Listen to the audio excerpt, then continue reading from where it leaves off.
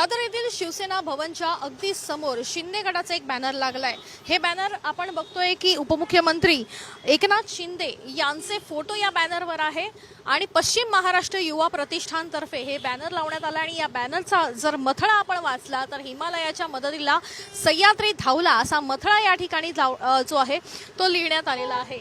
संदर्भ जर आपण बघितला तर काश्मीरला अडकलेल्या महाराष्ट्रातील अनेक पर्यटकांची सुटका करण्यासाठी एकनाथ शिंदे त्या ठिकाणी गेले होते आणि ते फोटो जे आहेत ते या बॅनरच्या मार्फत या ठिकाणी जे आहेत ते लावण्यात आले असल्याचं दिसून आलेलं आहे। आपण बघतोय की एकनाथ शिंदे यांनी अनेक पर्यटकांना काश्मीर येथून महाराष्ट्रात आणलं आणि ते जे फोटो काढण्यात आले होते तेच या बॅनरच्या मार्फत सध्या लावण्यात आले असल्याचं पाहायला मिळतंय।